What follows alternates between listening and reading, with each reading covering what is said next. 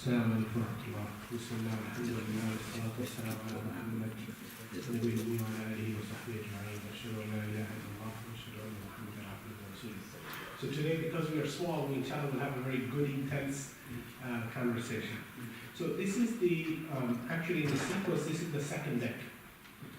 And today is the fifth class, so we are a little behind, but that's okay. As long as we have good conversations, that's the important thing.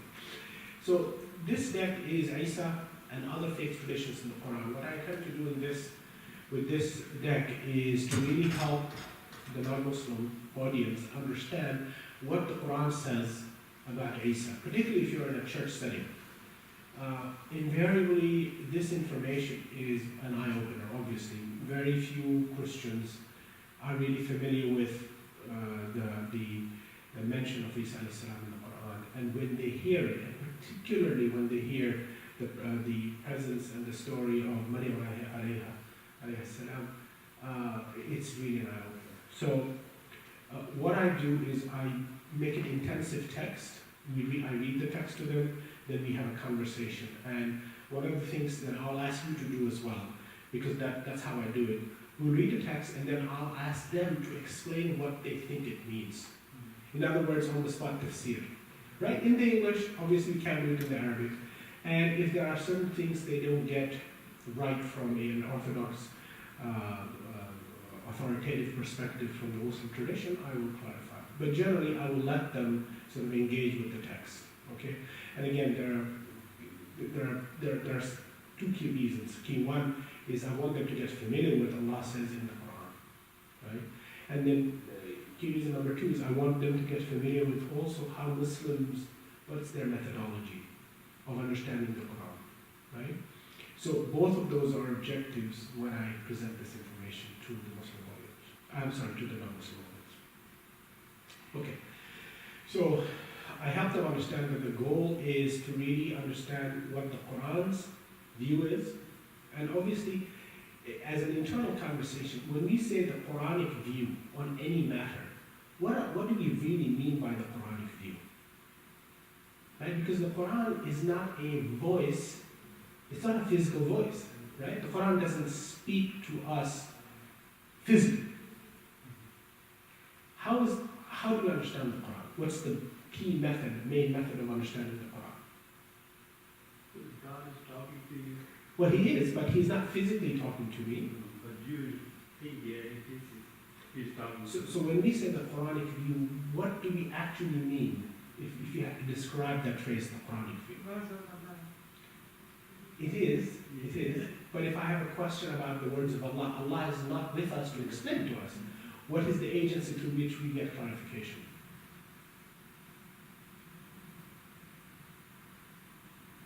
Are the examples that he has given in the Quran? How the people of before? Yeah, that's true. And how they are Yes. turned. So all of you said something that's very interesting. You're always referring back to Allah. And that is the inclination of Muslims. It's the right inclination. But if I'm confused about a question, does Allah answer it for you? The answer is no. It's a scholar who answers it for you. It's one who understands this text, right? It's the one who's the expert of this text. And I think that is so important, certainly for our Muslim audiences to understand and for our non-Muslim audiences to understand that this tradition is the tradition of the text being explained by scholars from generation to generation, and the consistency with which we understand the same text. Doesn't matter if it was the 2nd century after the Prophet ﷺ or the 14th century after the Prophet ﷺ. There's a consistency in understanding the text. So I think that's important. You will hear me, I use the phrase Muslim tradition. Why do I use that phrase? There is a reason. It's to help them understand that the understanding of the text is produced by Muslims. Right?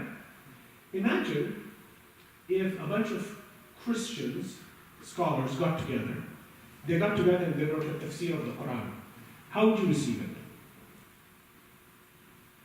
They got together, it's a book, it's available. They could be experts in Arabic, they could just sit down, or they could choose not to be experts in Arabic, which would be another way to do it. They could take an English translation and write a tafsir on it. How would Muslims react to that? Their point of view. Their point of Their view. expression, yeah. We are thinking. We cannot stop them. There are people who are actually doing this, right? So it's important to recognize that when we engage in the same process, okay, we are engaging in a very rigorous process that connects us back to the Prophet ﷺ. That is not isolated, right? So I think that's important. That's what I try to convey to our non-Muslim audience. That when we tell you the Quranic view, we actually mean the scholarly view based on consensus in the Muslim community. That's what we really mean. That's where the physical understanding and the actual understanding of the Quran comes from. It's not arbitrary. It's not you or me saying it without reference to anything else. There is a reference, there is a connection. Okay? So we will compare the Quranic textual view on positions individuals or groups take on Jesus, on Isa alayhi salam, with respect to his divinity. Okay, because the Quran sort of suggests things. You know, certain people say these things about Isa alayhi salam. They are so-and-so or so-and-so, right? So we're going to look at that. Now here's what happens. As you may be aware, in the Christian tradition, there are people, very few of them left today, who believe in Isa as non-divine. Right? In fact, the Unitarian Church descends from those individuals, leaders, scholars in the Christian tradition who did not believe Jesus was divine. Right?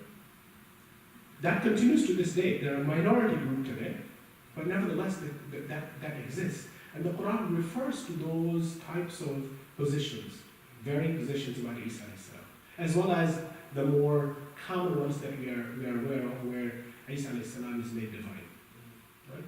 So when you share that, you will find often in the non-Muslim audience a great response, because some of the more educated members of the church are going to see, yeah, I'm aware of that. And it is amazing that the Quran addresses those ideas. Right? So I think it's a great way of engaging people. Okay, so so what I do is we go through a number of verses where Isa is mentioned. Okay, so now we'll just simply start going through them. Okay. The first, obviously, we start with Surah Maryam. Right? It's very important to start with Surah Maryam because in Surah Maryam you see a picture of Isa that is very familiar to people, right? And you see a picture of Maryam which is very unfamiliar to people, right? What is the picture of Maryam? She's married, her husband is Joseph, he was with her in the manger, right? She had some level of protection, even if it was from one person, her husband. What is the picture that emerges of Maryam in Surah Maryam? She was alone. Yeah. She was chosen, right? There is this sense that she's chosen. Because she was consecrated, she was dedicated by her mother to the masjid, if you will, or to Allah subhanahu wa ta'ala, to the temple, right? And we know that she found sustenance. Allah subhanahu wa ta'ala used to send her sustenance. So all of these pieces of information are very unfamiliar to a Christian mind, to the lay Christian mind, not to the educated Christian mind, right? So I think going through this is very helpful for Christian audiences. So we'll read this. When you speak to Christian audiences, do Yeah. you make that distinction overtly between lay Christians and educated Christians? You know what I do? I extract it out. I simply ask, who knows this? Okay. And you know, some hands will go up. Okay, and then I ask them more pointed questions like, did you go beyond Sunday school? Oh, yes, I attended 1 year of seminary. Okay, Wow. that's why you know what you know. Or somebody will say, yes, my brother is a seminarian, and I know from conversations with him. Right? So it's a way of sort of eliciting that A deeper knowledge obviously creates a different perspective than the average knowledge. But that's true in any such circumstance, right? It's true with Muslims. And it's going to be also true with our Christian audiences. That the more a person knows, knowledge liberates, generally speaking. Right? Accurate knowledge liberates, and lack of accurate knowledge makes you close-minded, basically. So I will read exactly as I read, and then I'll show you some emphasis that I did. Mentioned in the Quran, the story of Mary. She withdrew from her family to a place to the east and secluded herself away. We sent our spirit to appear before her in the form of a perfected man. So here I pause and ask them, who do you think the spirit is? What is the spirit? Okay? I say, please think about it. Think about who the spirit might be. Okay? Who it might be from your context, and I'll tell you who it is from the Muslim scholarly context. Okay? She said, I seek the Lord of mercy's protection against you. If you have any fear of him, do not approach. But he said, I am but a messenger from your Lord, come to announce to you the gift of the pure Son. She said, how can I have a son when no man has touched me? I have not been unchaste. And he said, this is what your Lord said, it is easy for me. We shall make him a sign to all people, a blessing from us. And so it was ordained, she conceived him. She withdrew to a distant place. I pause here, I look at the audience, and I say, what is familiar over here?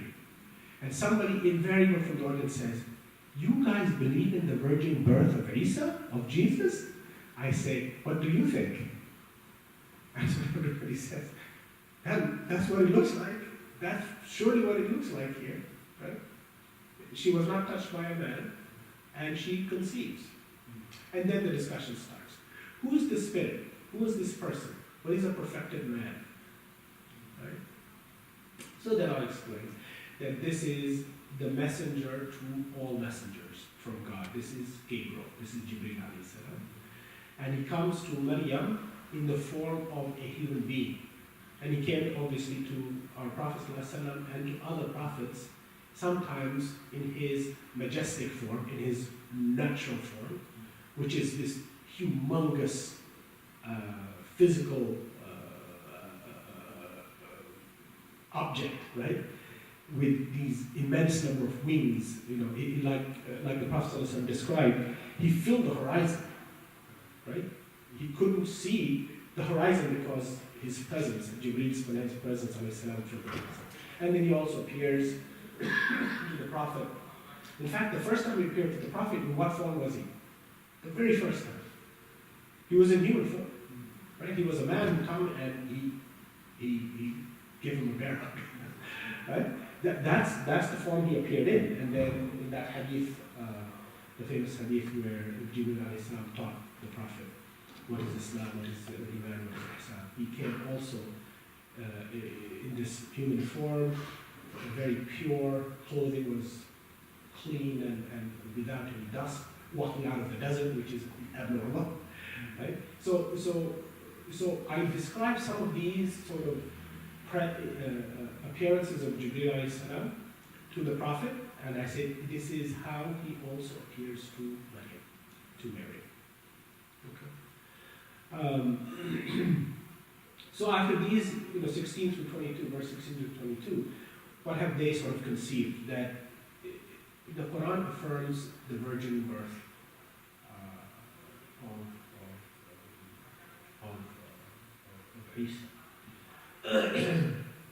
Now, one of the questions that if somebody hasn't raised, I will respond. Somebody might ask, was she married? And I say, we have no evidence of her being married from the Quranic verses. There's no indication that she was actually married. If anything, the indication is that she was not married because she says she was chaste. That means she's not had physical relations with any man. Okay, which would also indicate that she was unmarried. Right? So that's what I tell them.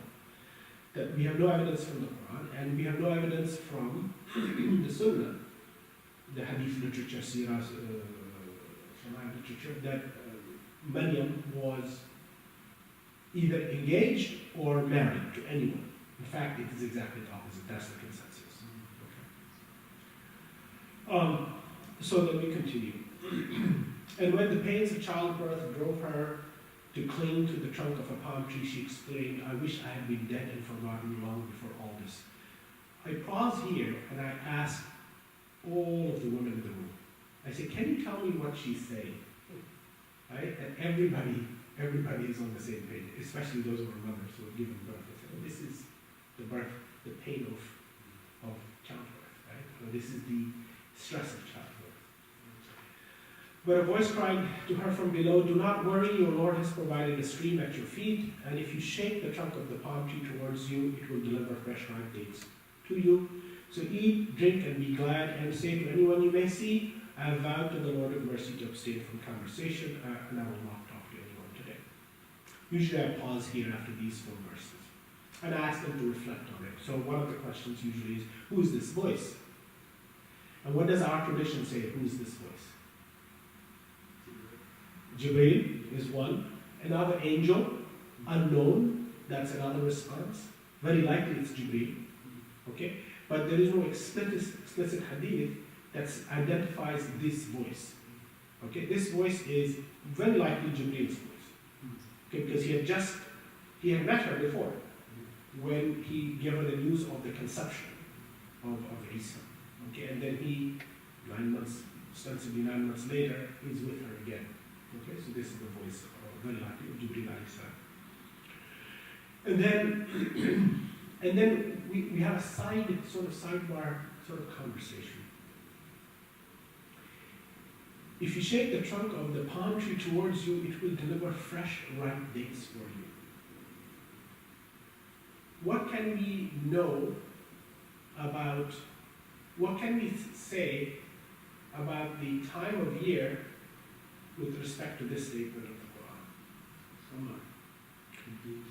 Maybe late summer. Late summer. Although there are multiple seasons of date production, right? It's not a single crop plant. It gives multiple crops.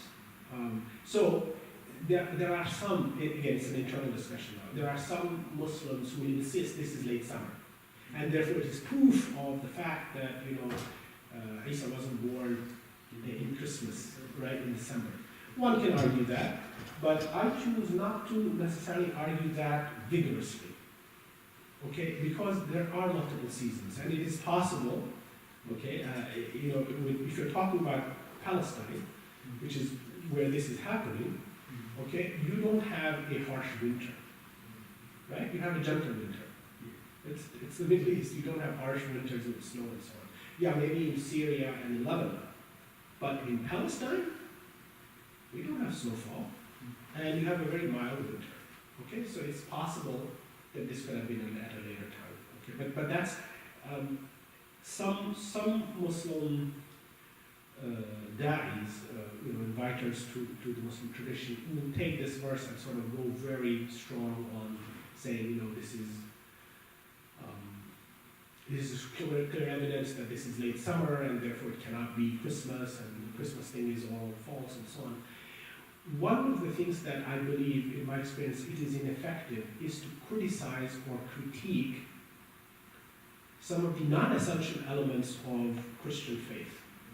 Right? When Isa was born, or otherwise, is less relevant to the truth than the way we view Isa alayhi salam himself, right?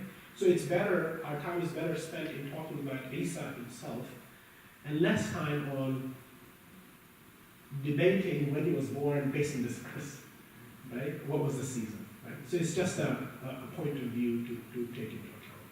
But one could argue that this was late summer. Okay, it's fresh ripe days. But it could have been another season when there is a second crop. So keep that in mind. Then the other conversation here is why is the voice, Jibreel's voice, telling her to be silent? to fast from words. So what is the answer to that from our perspective, from the Muslim perspective? Why was Maryam alayhi salam asked to stay silent? That she won't be able to answer the questions that people will ask. Yes. That's why they said, you keep quiet, baby will talk. Exactly. That there is no human explanation for how a woman who's unmarried can have a baby. The only explanation is that she was unchaste. This is exactly her concern 9 months ago, right? How can I have a baby when no man has touched me? And this is precisely why Allah has ordered Jibreel to remind her, do not speak. But he doesn't tell her who's going to speak on her behalf. Right? In this sequence, she is not told who's going, but she's just told fast from talking. Just keep your mouth quiet. See? This must have been great faith on the part of Maryam alayhi salam, right? To be told this. Now she was an awliya. She was one of the friends of God, right? So she was a waliya. So I just, and I do this with the audience, put yourself in Mary's shoes. Think about what she's feeling, right? And of course, the mothers in the audience, they're absolutely mesmerized with this story, right? You know, and sometimes I think this is one of the most touching stories in the Quran, because it speaks to motherhood, it speaks to the difficulty of childbirth, it speaks to the love a mother has for a child out of marriage, outside of the realms of marriage. How do you explain this? So it's a very human story, and it's a beautiful story to connect a person's heart to the Quran. It's a beautiful story, and we should be very cognizant when we share this. I've also had an opportunity to share this over a meal. Like, you know, we invite your neighbors and we talk, and you just open a conversation, and over dessert you're talking about this. It's just such an absorbing story. She went back to her people carrying the child, and they said, Mary, you have done something terrible. Exactly as she feared. Right? Sister of Harun, your father was not an evil man, your mother was not unchaste. Meaning that your act clearly is an unchaste act, even though your parents are of high birth and high character. You have let them down, basically, is what is being said. She pointed at him. They said, how can we converse with an infant? Right? Of course, when the infant converses, but he said, I'm a servant of God. He has granted me the scripture, made me a prophet, made me blessed wherever I may be. He commanded me to pray, to give alms as long as I live, to cherish the Lord. He did not make me domineering or graceless. And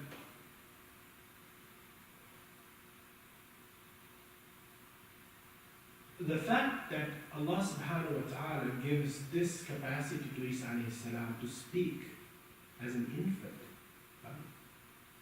it is one of the most amazing miracles that he defends his mother, right? Her chastity. Because if you put yourself, there is no plausible explanation Mary could give that would be believable. That is precisely why Allah told her, be silent, because you cannot say a thing that anyone will believe. And for the baby Isa alayhi salam to speak is also an unfathomable thing. So one unfathomable thing is explained by another equally unfathomable thing. And this is only possible by the power of Allah. Right? Both are outside of our conception. But one unfathomable thing is being defended and explained by another unfathomable thing. And this is Allah. This is Allah, how He reveals Himself, right, to us. Because what is real to us about Allah from the nature becomes so common to us that we become immune from its miracle. And therefore Allah gives us these types of miracles to shake us into recognizing the existence of all types of miracles around us. Right? And so that's why this story is so compelling. And for, again, for a Christian audience, they're just immersed in this. Such a beautiful story. How do the Jewish audiences you share this with Yeah, so react to this? yeah, so they're also equally mesmerized, but they're waiting for some other issues.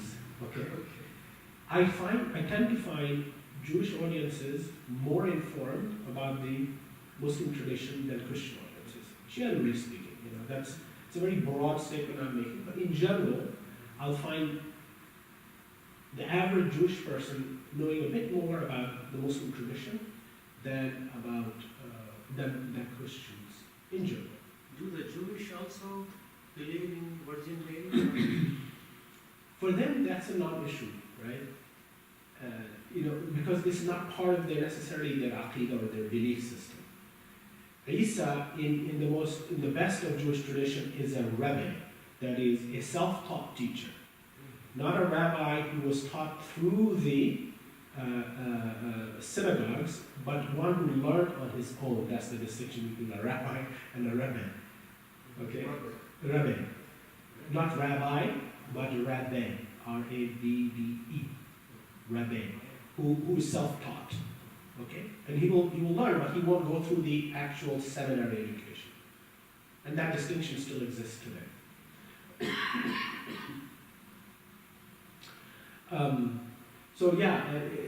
There is another issue, and it will come where the Jewish audience is very interested in that question about how does the Quran say Isa. They are more interested in the question of who killed Jesus, right? Of course, the Quran gives an answer, right? Or who attempted at least to kill Isa. Okay. And then I've continued, peace was on me the day I was born, and will be on the day I die, and then the day I'm raised to life again. Now, depending upon what audience you're working with, the question about Isa alayhi salam's departure and arrival back. Okay? Tell me how you understand this verse. And let me look at this verse in the Arabic. Tell me what you understand by verse 33.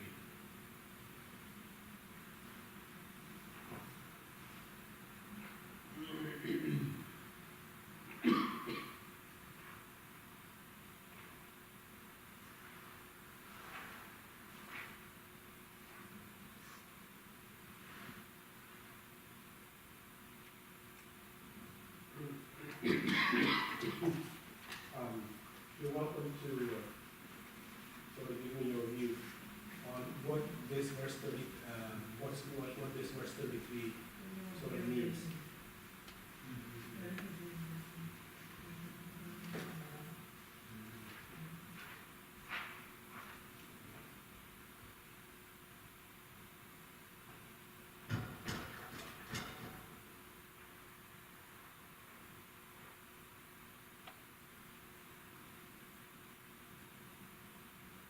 So my question is, when he says, peace be on me on the day I was born, and will be on me the day I die, when did he die? That's a question I have to you. And on the day I'm raised to life again, when is that? So what is our understanding of this verse?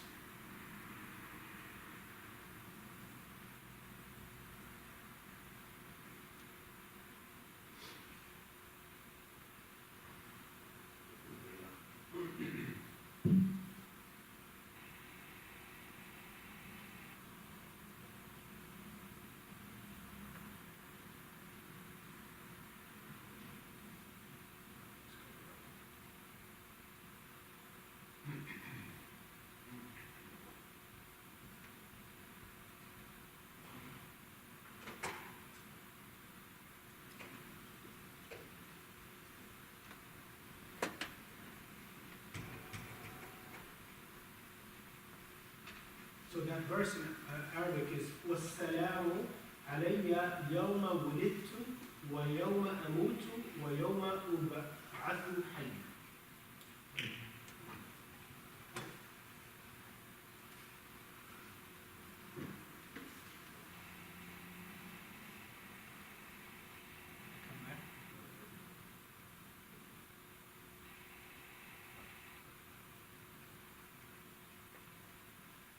peace was on me the day I was born, and will be on me the day I die, right? And on the day I'm raised to life again. How do Muslim scholars understand this verse? Or how do you understand this?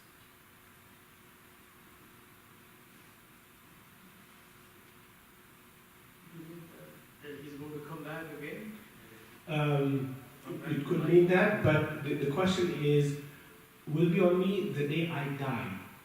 When will Isa die? Because our general understanding is Isa didn't die, right? Because Allah says he was neither killed nor was he crucified, right? Rather, I raised him up unto myself, right? So our understanding is he didn't die. So the scholars, the majority of the scholars, not all, but the majority of the scholars understand this verse to mean that this is the death that he will experience after his return and after his life on earth, the second life. And then he will pass away like any other normal human being. And that is the reference, will be on me the day I die. And the day I rise to life again, it's the day that everybody is raised to life. There is nobody who will not experience death. Isa alayhi salam did not experience death yet, but he will experience that death on the day that I die, after his return. This is our understanding. It's like, I would say this is like a close to 99.9% consensus. I think there are some scholars, very few, who have some sort of alternative opinion on this. But this is the general understanding. What always strikes me about this ayah, one of the things that when Allah describes Yahya, alayhi salam, John, Yes. the son of Zechariah, Yes. he says, peace be upon him. Yes. But here, Yusuf, Isa, alayhi salam, is Saying it on himself. himself. Yeah. You know, and Yeah. that always strikes me. Because that phrase is almost exactly the same Right. with Yahya alayhi salam. But it is peace be upon him. It is Allah speaking or Jibreel speaking, I'm not sure. But this is Isa alayhi salam speaking about himself. Again, part of Isa's miracle. So we get into this, and I say our understanding is that he will return, and then of course I have sort of pre-shared that we think he's coming back, and everybody said, "What tell us about that?" And I said, "Okay, we come to the verses." We'll view. Right? Again, I hope we have the opportunity to sort of experience this with audiences, because when they read this, mashallah, for them it's this helps them get close to Muslims and to the Quran, right? Because it's a story that they're so familiar with, but it has details that they have no knowledge of. Right? So this is the first story you start with? This is the story in this deck. This is the first story. The Isa deck, I start with this. Okay. We always start with stories of mothers. They open the doors. Right? Stories of wars and the closed doors. But stories with mothers, they open doors. Such was Jesus, son of Mary. This is the statement of truth about which they are in doubt. And people will ask, who are they in doubt and who's they? And we have a small discussion.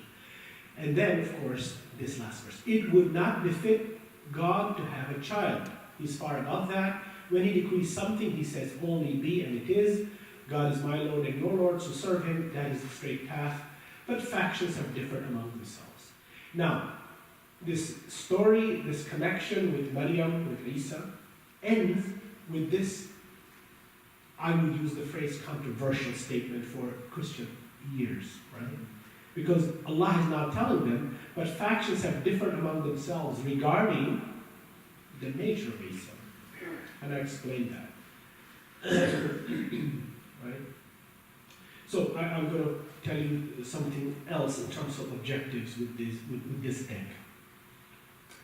It is my goal to help get a full picture of the Isa in the Quran to the audience that we are sharing this information with. It is not my objective to hide. So it would be a very, I believe, ineffective and wrong thing to do, to share them this and not share some of the much harsher verses of the text, right? So I start with the gentler verses, but I then proceed to share the harsher verses. And one of the things I do is I tell them, look, the road, the next 5-10 minutes is going to be rough. I just want you to be aware of it. And I preface before I go to the harsher verses. Right? That's important. It would be, in my experience, a wrong thing to start with the harsher verses immediately. You have to soften hearts, not make them hard.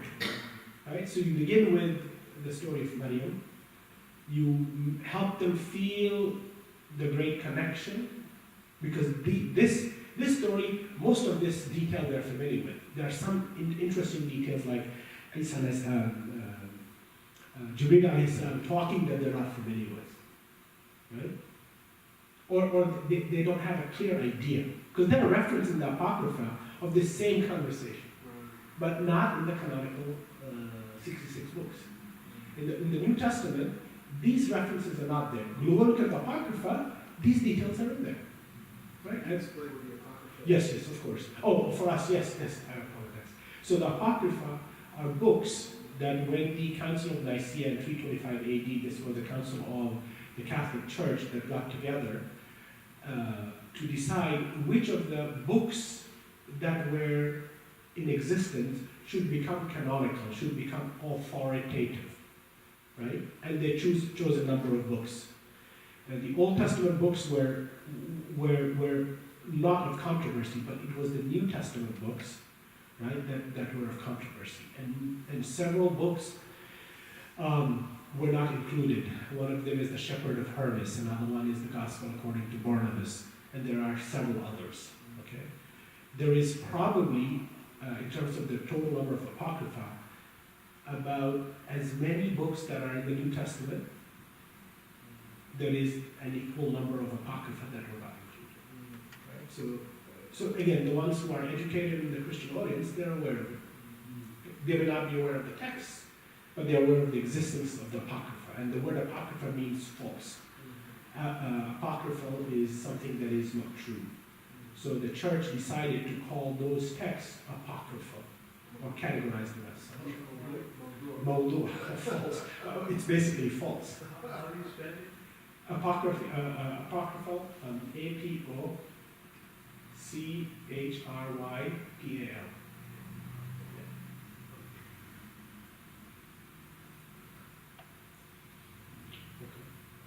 All right, so we're done with Mary, Maryam alayhi salam.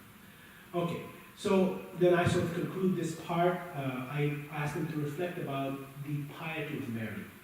The fact that she was such a pious, her piety is expressed in her fear from this man approaching her, in her questioning this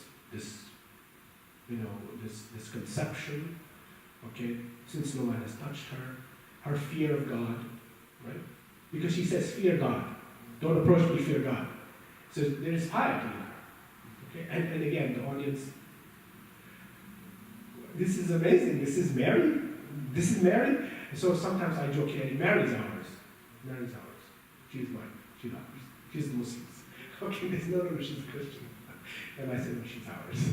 Right? So you have to make things personal. In a kind way. Right? In a kind way, you have to make things personal. And they are, mashallah, so far, they're very open. Then I end with this idea of servant of God versus mother of God. In the Catholic tradition, Maryam is the mother of God, right? But in the Muslim tradition, she is one of the awliya. She is one of the servants of God. Right? So I need them to think about how traditional Christians view Maryam and how Muslims view Maryam. There is a distinction. Same person, basically the same story, but the conception is different. Okay, so then I begin with some of the more gentler things, and then I proceed to the more difficult verses, or the harsher verses. So then, this set of verses where Isa alayhi salam has been compared to Adam alayhi salam. Right? In God's eyes, Isa is Jesus like Adam. He created him from dust and said to him, be, and he was. This is the truth from your Lord, so do not be one of those who doubt. If anyone disputes this with you now that you have been given this knowledge, say, come, let us gather our sons and your sons, our women and your women, ourselves and yourselves. Let us pray earnestly and invoke God's rejection on those of us who are lying. This is the truth of the matter. There is no God but God. God is the exalted, the decider. I don't say much about this. I just let them sort of allow this to sink in, right? Because, what is this? When was this verse revealed? When the Christian delegation from Najran came to the Prophet in Medina and challenged the Prophet about this story that they had heard, that the Quran is saying that Isa is not the son of God. They hear about this, and Najran is just north of Yemen. It's a community of Christians in Yemen. Yemen, at a certain point in the past, was ruled by Christian kings. There were Christian kingdoms for a certain period of Yemen's history. All spoke Arabic, by the way, but there were Christian kingdoms, as well as others. So this Christian delegation comes, talks to the Prophet invites them to stay in the masjid. What do they say? He invites them to pray in the masjid, right? And they decline, they stay outside of the masjid, and, right, am I correct? They decline and they stay not inside the masjid, outside. But again, very important thing to learn on the Prophet's Sunnah. He invited them to stay in the masjid and he invited them to pray in the masjid. Okay? They declined. But then they had this question, and that this verse was revealed to the Prophet ﷺ, who brought, by both Sunni and Shia narrations, he brought Ali, Fatima, Hassan and Hussein with him when he offered this, what is the Arabic term? Mubaha. Mutual cursing, right? Which is what this is.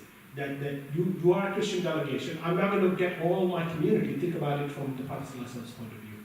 He is risking himself and his beloved daughter Fatima, Ali, and Hassan Hussein, all of whom are very beloved to him.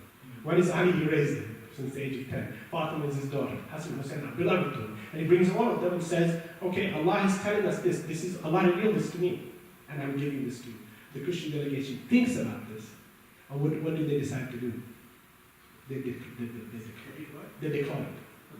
They decline to engage in this conversation and say, Allah's curse be on whoever is lying. Now, internally, a Muslim discussion, I don't point this out, but in a Muslim frame, what is this evidence of? When they decided to disengage from this mutual cursing.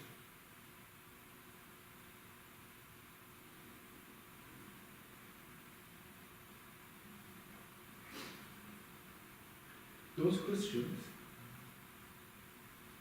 recognized the truth and they decided to disengage.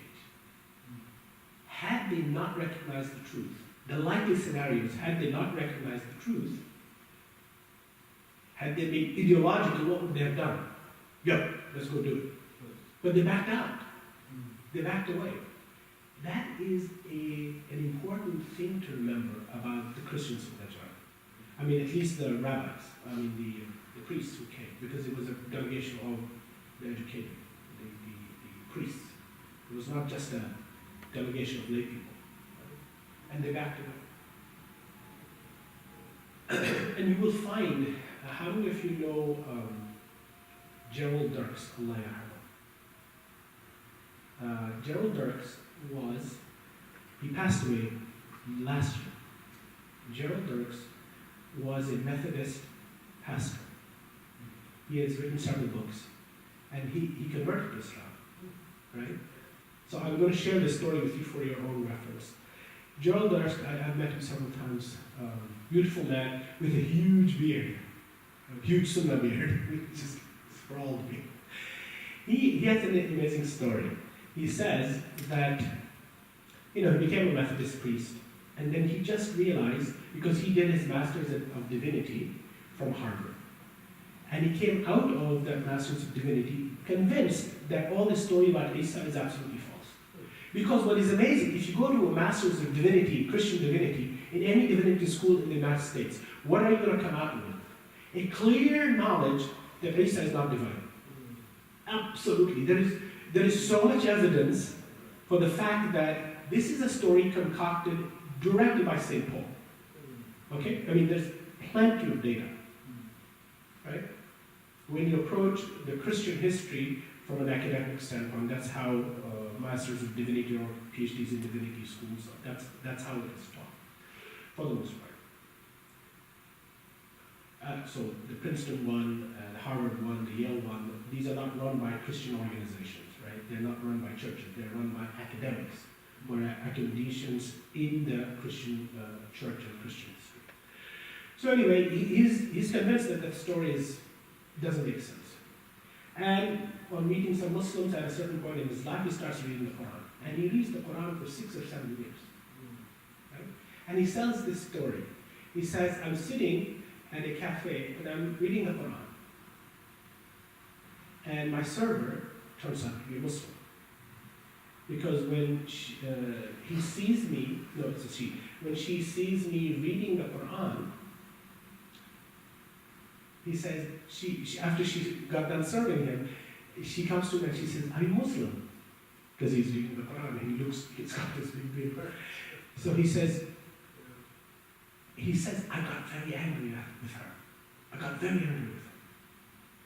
And he explains, he says, I got angry with her and I said to her, do you think if I'm reading the Quran that I'm a Muslim? Do I have to be a Muslim if I'm reading the Quran? I'm reading the Quran, just in person, I'm just reading the Quran. Why do I have to be a Muslim if I'm reading the Quran? And he describes and he says, I was shocked at my anger. I was shocked at my anger. Right? And then he says, I was in denial. I was in denial of the truth of the Quran. I was absolutely convinced it's the truth and unable to openly admit to it. Okay? That's why he got so angry with this waitress. Right? And then he says that a couple of years later, I'm in Amman. And Amman, Jordan. Okay, now he's been reading the Quran for 7 years, 6 years, a long time. And remember, he's an educated person. He's been learning Arabic during this time. So he's not reading the Quran in the translation only, he's learning Arabic on his own, trying to get this truth. You know, Allah guides him with us. So he says, I'm walking with a friend in Amman, and we meet a friend of his colleague, who's an older gentleman, you know, and he looks at Gerald Dirks, and after greeting him, he says, Anta Muslim? And Gerald Dirks says that at that point in time, there was nothing that came out of my mouth other than now. Right? So he says, the way he asked me, I could not hide from myself any longer. Right? He just said, no. And he became Muslim. And this is his biographical story. And he's written several books about the story of Isa, his understanding of Islam. And you know, he did a lot of work, but he passed away last year. So, no, he used to live in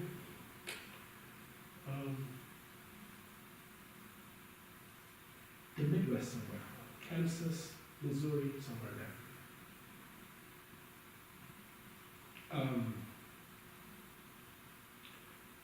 So I just wanted to share that story, and this Mubahala, again, the Christian Najran delegation back to her. Okay, so I sort of share that story. Okay, and again, it's an interesting story, right? On this question about Isa's divinity. Anybody disputes this, know that you have been given this knowledge, say, come let us get our sins. Okay. So this is sort of difficult verse, but it's still not in your face, right? It's still not in your face, and I'll explain what I mean by that. Okay. Then this is an amazing conversation. This is in Surah Al-Ma'idah, verse 110 through 119, I think. This is a conversation. Now, I preface this with the audience saying that this is a conversation Isa alayhi salam will have on the day of judgment with Allah subhanahu wa ta'ala. Right? Surah Al-Ma'idah. Okay, so let's begin this.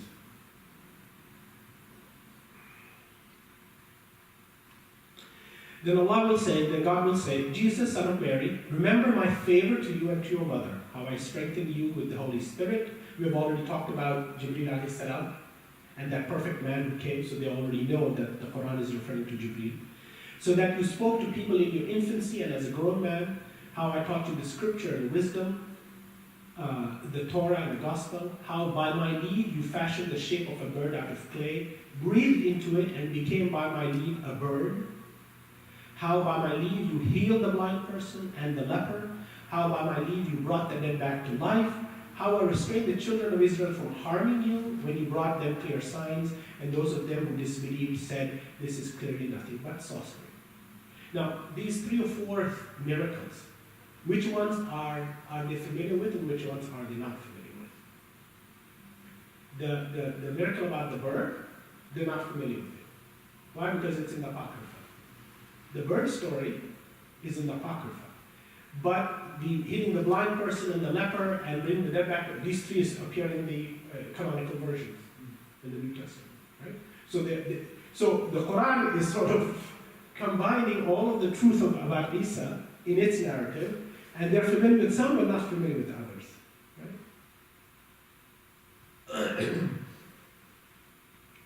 I just want people to know, Yes. you know, I came to Islam through Christianity. Mm. And so Yes. when I embraced Islam at 17, Yes. like these stories about the birds, I Yeah. never Yeah. had read them before. Yes. But then when I started to read them, it was a whole new A world. whole new world. Yeah. I wish, you know, I've done it in private classes, but I wish we would study the other scriptures. You would get such amazing, I mean, just for dawah, to be familiar with Christian scriptures, both the Apocrypha and the Old and New Testament, is to empower yourself with the truth of that which is left in earlier scriptures. Because Allah tells us, the Quran affirms the truth of previous scriptures. If the truth is completely gone, like a lot of Muslims think, oh, the Old Testament, the Bible is all false. No, the majority of it is true. Now, there are points that have been changed and flipped, yes. But the majority is affirming to what Allah is telling us in the Quran. So being familiar with that really makes you a great partner in conversations with Christians. Right? Because then you are knowledgeable and you can speak to where they're coming from. Affirming the truth of things. Right? Hearts come to the truth through familiar paths, not unfamiliar paths. Right? And the more familiar a person is with truth, the easier it is to accept additional truth. Right? So it's important if you decide to engage in sort of rigorous conversations, familiarity with the Bible is useful. I was blessed with the first English course I took in undergraduate school, the second one, was a critical reading of the Bible. And in one semester I had to read the Bible like 3 times, back and forth. The whole Bible. Yeah. I was in Texas. So I took a course on critical readings from the Bible as an undergraduate. And I ended up reading the text 3 times through. The whole I did 3 khatam of the Bible in the English language, not the original Aramaic or Hebrew. So, but that helped me a lot, okay, because, and then with Jamal Badawi's help, to sort of recognize with his teachings. Yes. Which of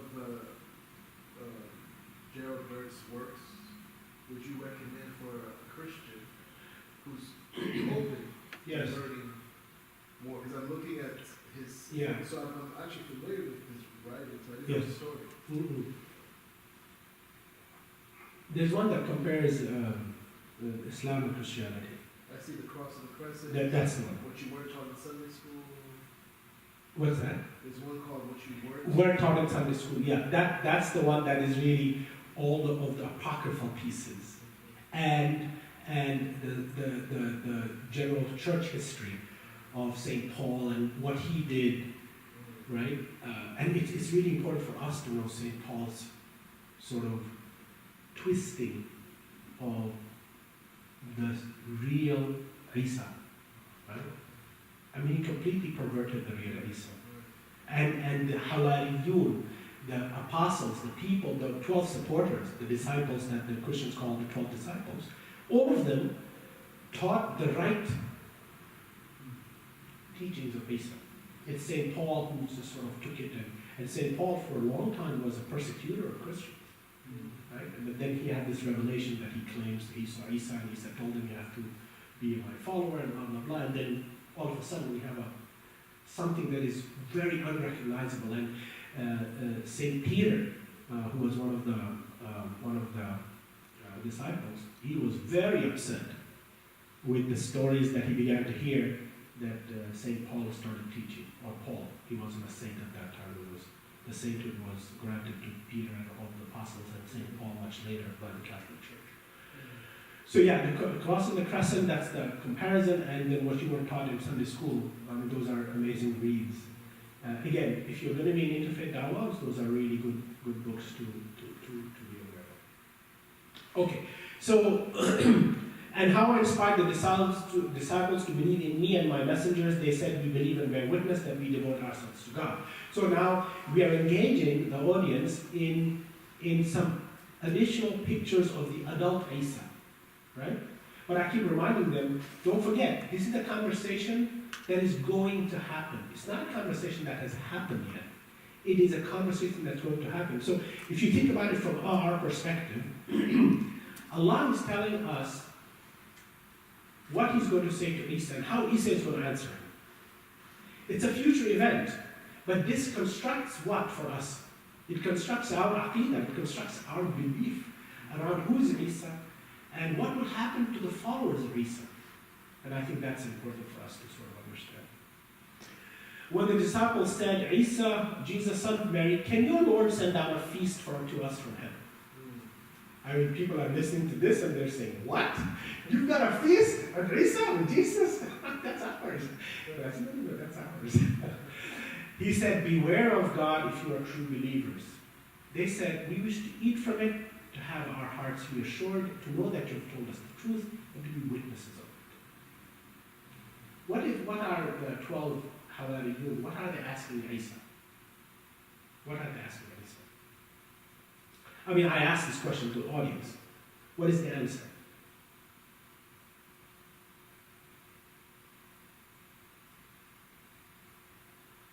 They're asking for a miracle.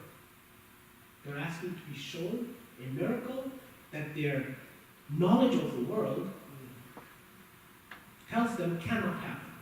But they want Isa to make it happen. Because this is, Ibrahim al-Islam did the same thing. Oh Allah, give me a sign. Give me a sign that reassures my heart. Okay? And Muslim scholars privately will tell you the same thing to us. They'll tell you want a sign from Allah? Ask Him. He will show you a sign. You really want the sign? Ask Him. But ask Him sincerely. He will show you a sign that your brain will tell you can't be possible. But He will show you as a means of guiding you. But you have to ask Allah for guidance. Okay, beware of Allah if you're true believers. They said we wish to eat from it, to have our hearts reassured, to know that you've told us the truth, to be witnesses of it. Jesus, son of Mary, said, Lord, send down to us a feast from heaven so that we can have a festival, the first and last of us, and a sign from you. Provide for us your own best provider. God said, I will send it down to you, but anyone who disbelieves after this will be punished with a punishment that I will not inflict on anyone else in the world. And I pause and I look out and I let it sink in. Because imagine what is Allah saying? He's saying, after I show you a clear sign from me, if you reject me, then the punishment on you will not be equal to any other punishment in the world. It will be the worst of punishments. That's what Allah is saying. So this is a very, very harsh statement, right? And I take time, people have conversations, I ask them to reflect on it. One of the key things I always do is I ask people, the audience, tell me how you feel. Tell me what you're thinking about this first. So that they can internalize what they're thinking and verbalize what they're thinking. Very important as a pedagogy, as a method of engaging, to let people be able to read a verse and reflect on it. Because if you cannot, and you have questions about it, and you don't have the opportunity to express your questions and your concerns and hear some feedback, then it doesn't sink in, right? Your heart is sort of pushing back against it. And it's always important for you to give them the space. I think that's important with Muslims as well. Oh, I know you agree. Absolutely, yeah. It's very rare that you see that, Yeah. Yeah. scholars and Yeah. nuns engage Yeah. Muslims that way.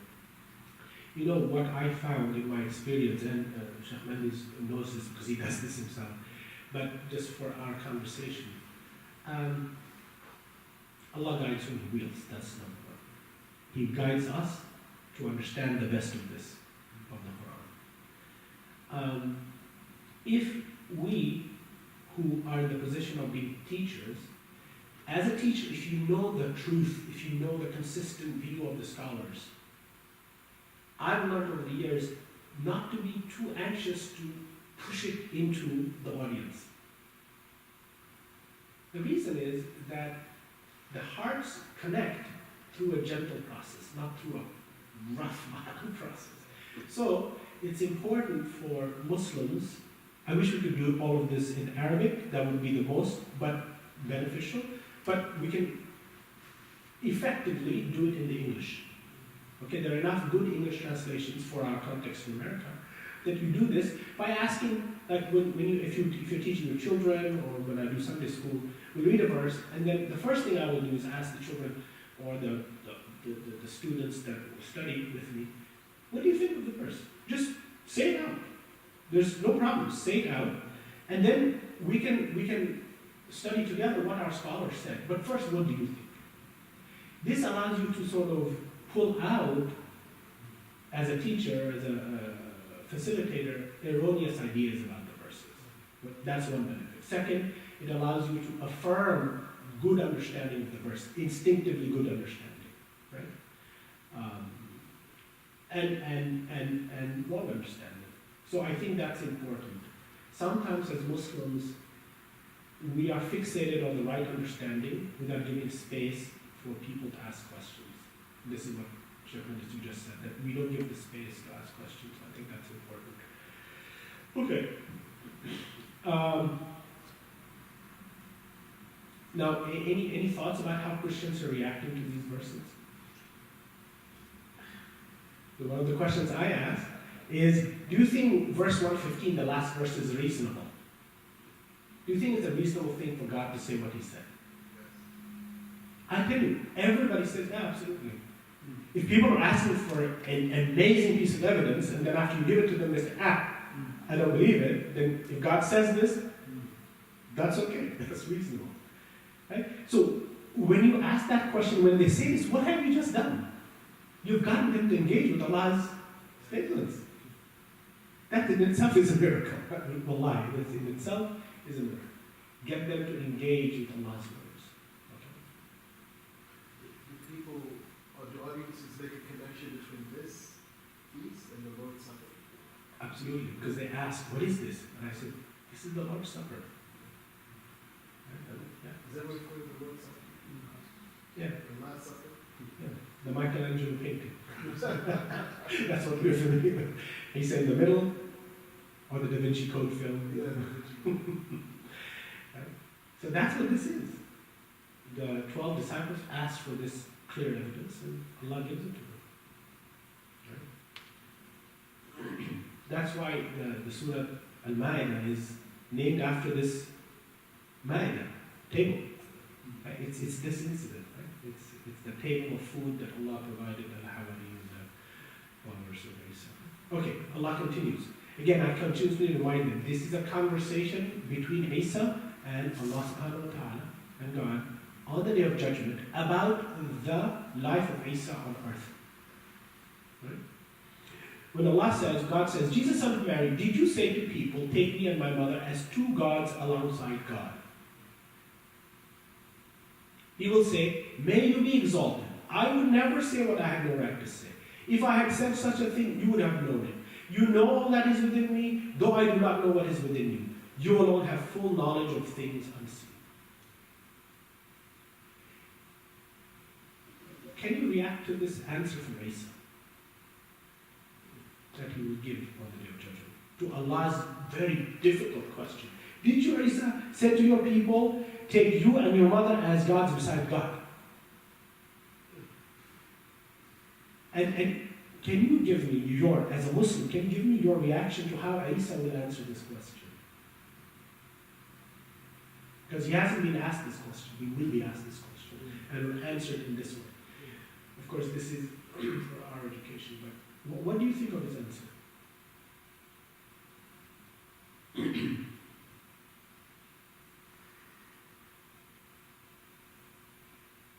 It shows his humility. Amazing humility.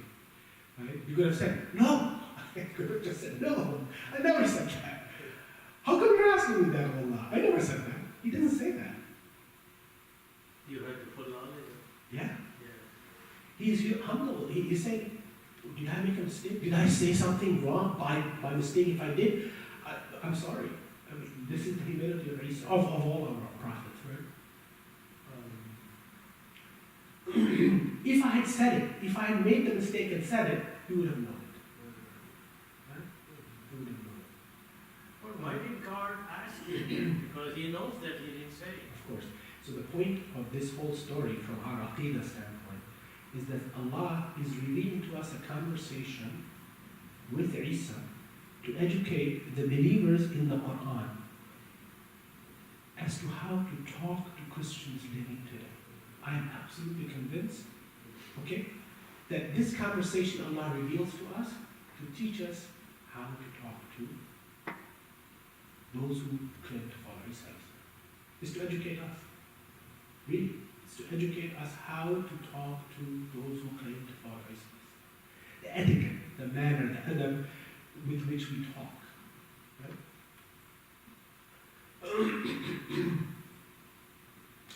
Okay, and then Isa continues, or will continue. I told them only what you commanded me to, and then he repeats, worship Allah, my Lord and your Lord. I was a witness over them during my time among them. Ever since you took my soul, you alone have been the watch over them. You are witness to all things. And then it ends with this, and I want us as Muslims to reflect. And if you punish them, they are your servants. And if you forgive them, you are the Almighty, the wise. Okay, now, Sheikh Mendes is our Aqidah expert. The rest of us are not Aqidah experts. But let us now make Aqidah out of this last sentence. And if you punish them, they are your servants. And if you forgive them, you are the Almighty, the wise. What is Allah telling us through the tongue of Isa? With regard to those who say, what's the original accusation? Did you say to people, take me and my mother as two gods alongside God? And Isa ends essentially with an appeal to Allah subhanahu wa ta'ala. And if you punish them, they are your servants. You can do whatever you wish. And if you forgive them, you are the Almighty, the wise. What can we understand from this verse? Of the possibilities of how Allah will deal with those who are involved in this question. What do we learn from this? Or just, don't think about the right answer. Just think about, what do you think this verse is saying? The right answer will come from Sheikh Mendes.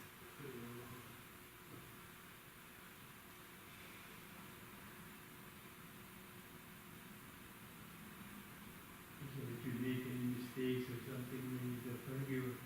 He's a forgiver.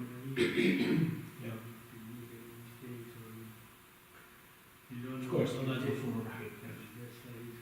But here the question is that if you punish them for what act? For the act of taking me and my mother as two gods alongside God. So this is that's the sin, that's the crime, that's the issue. And Isa is saying, if you punish them, they're your servants. If you punish them, if you hold them accountable for it, they're your servants. And if you forgive them, you are the Almighty, the wise. Allah's going to forgive them for saying that? Is that what Isa is saying? Is Isa saying that Allah is going to punish them for it? What is Isa saying? Why does Allah reveal to us Isa is going to say this on the Day of Judgment? Today, now.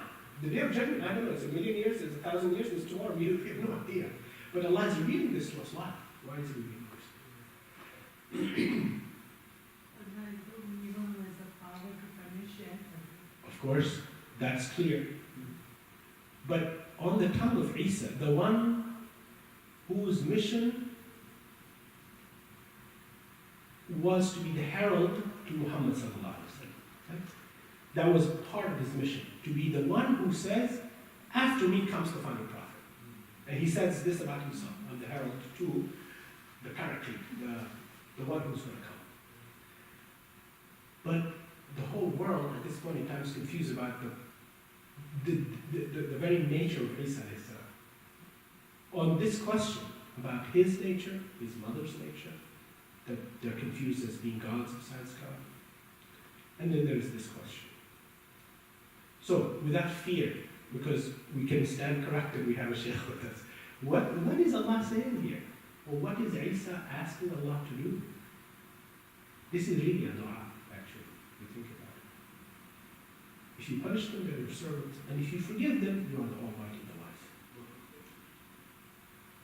In the scenario Allah punishes, what would be the reason for Allah to punish? From our limited knowledge.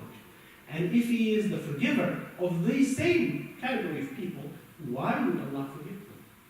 Didn't Allah say this is shirk, to associate other beings with Allah? Didn't He say that? So how come, is it possible Allah would forgive that? Is that what is being said here? What is being said here? Without fear. Because whenever I do this, Muslims are frozen.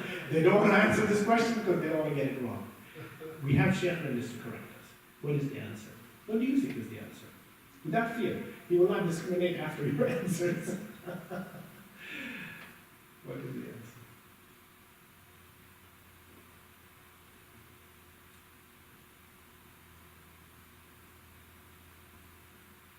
It's okay to just say whatever you think.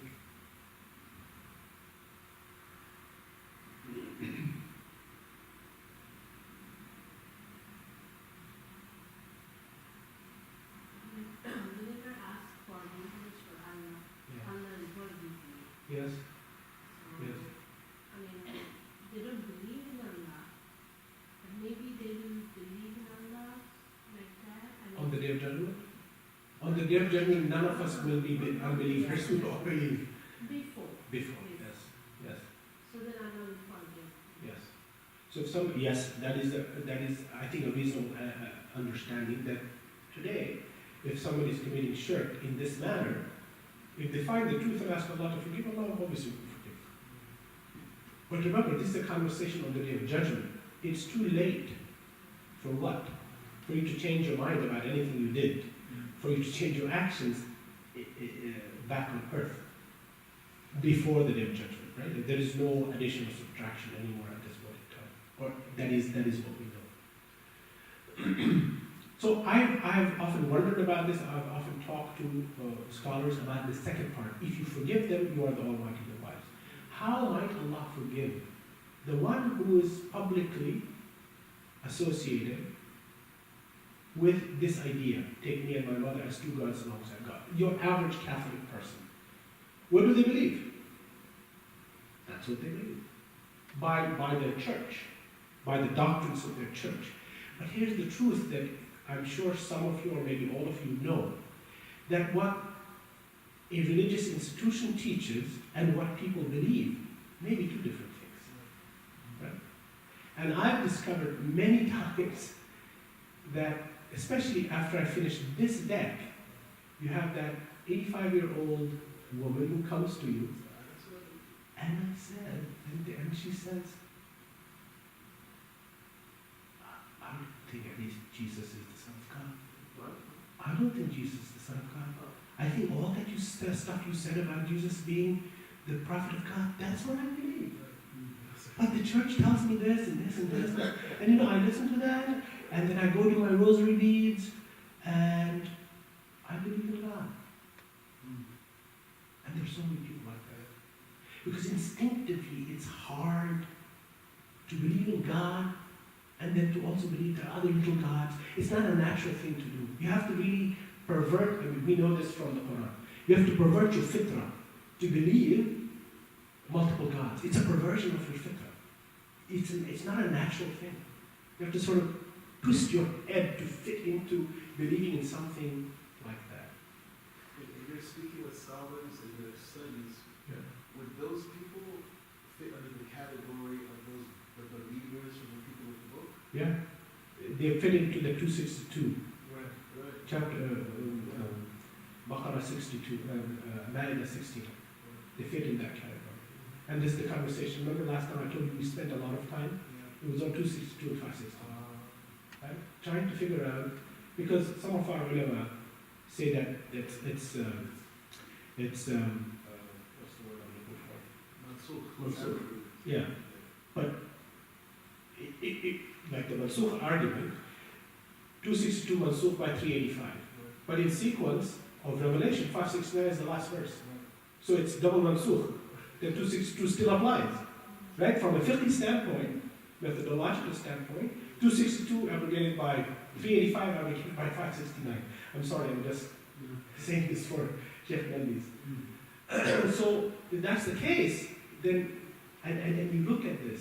So basically, the scholars I've studied with, okay, and corroborated with my sort of instinctive experience, is that this is, the ones who will be forgiven are the people who are part of the Catholic Church or any other church where the doctrine is a doctrine of shirk or kufr.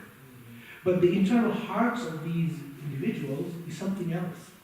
And we have to, the reason why I believe Allah is showing us this is to open our hearts and minds to recognizing that there are people in the Christian community who don't believe this stuff.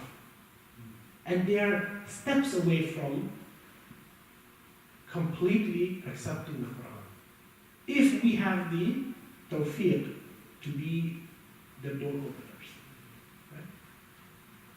Allah is telling us this. He's giving us a hint through the tongue of Isa that on the day of judgment, there will be people Allah will forgive them. And Allah says He doesn't forgive shirk. So how will He forgive them? He will forgive them, this is the scholar's explanation, He could forgive them because they were under the framework of shirk and kufr, but they themselves were not mushrik and not kafir in their hearts. Right? So they were associated with an association. It's like Muslims today. We're all ISIS, right? No, we're not. No, we're not. But the public says we're all ISIS. Well, it's the same thing. No. All these Catholics, they all believe, they're all mushrikeen. They all believe in Son and Son of God and there are many Catholics. And I'll tell you, Nicole's mom. I had this long conversation with her at the beach, of all places, Atlantic City Beach. Sitting at the beach and talking about Isa. She was of that opinion. He's a good person. I like that way that you call him a prophet. I think he was a teacher. Okay, a prophet is a teacher. Right? So there are so many people who are open to this, but they're veiled from the knowledge of the Quran. Completely veiled.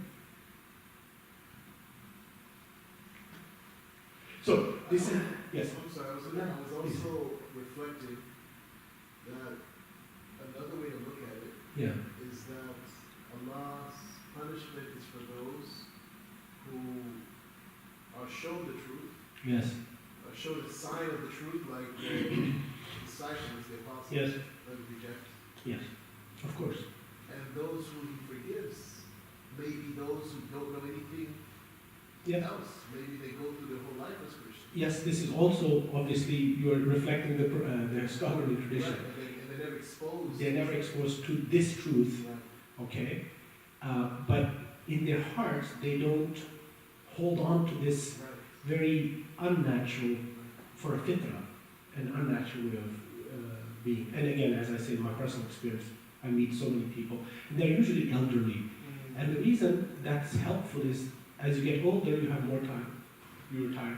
And you have time to think and reflect, right? Which as believers we should be doing all the time, but sometimes we don't. Right? The majority of attendees of these classes that I teach, There are 40s, 50s, and 60s, and older. You never get 20s and 30s and 40s. Then they're just busy. We're busy with our American football on the weekend, and, barbecues, and life goes on. So then Allah continues, and Allah will say, this is a day when the truthful will benefit from their truthfulness. They'll have gardens graced with flowing streams. They have to remain forever. Allah is pleased with them, and they with Him. That is the supreme triumph. Control of the heavens and the earth, and everything in them belong to Allah. He has the power over all things. I think part of, again, a perspective or a tafsir, Allah ends with this control of this sequence. Control of the heavens and the earth, and everything in them belongs to Allah. He has power over all things. I was teaching this course as a training to Muslims. And when I sort of finished explaining this, one of the sisters said, "What? Allah is just going to forgive them? They've been shirk and Allah will forgive them." So I said, well, Allah will forgive not the one who made shirk, but the one who was under the umbrella of shirk, but himself didn't commit shirk. But it was interesting, because I talked to her later on, and she said, we have to work so hard, and then Allah will just forgive. And I said, would you not be the ones that if you made sins, Allah just doesn't even ask you in the judgment? And she said, yeah, you're right. I would like to be just forgiven. So if you want mercy from Allah, just to be forgiven of all the nonsense sins, silly sins, repeated sins that we could continue to commit, one could ask the same thing for our neighbors. Right?